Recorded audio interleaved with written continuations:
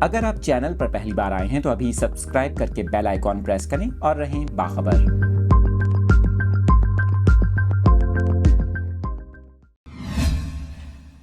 اہم خبر آپ کے ساتھ شیئر کر رہے ہیں۔ سمندری طوفان بپرجوائے سے متعلق آپ کو بتائیں کہ بحر عرب میں موجود انتہائی شدید سمندری طوفان کراچی کے جنوب سے تقریباً 900 کلومیٹر دور ہے۔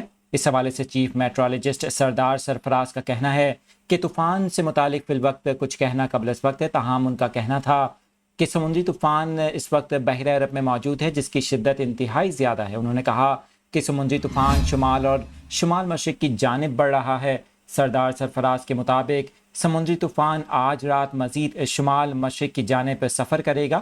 آپ کو بتائیں کہ سمندری طوفان کی شدت میں آج رات اور کل مزید اضافے کا بھی امکان ہے۔ آپ کو بتائیں کہ اس حوالے سے محکمہ موسمیات کا کہنا ہے کہ سمندری طوفان اپنا رخ تبدیل کر کے شمال مغرب کی جانب بھی کر سکتا ہے۔ دوسری جانب آپ کو بتائیں کہ سردار سرفراز کا مزید کہنا تھا کہ طوفان کے بارے میں حتمی طور پر کچھ بھی نہیں کہا جا سکتا کہ کون سے علاقے متاثر ہوں گے۔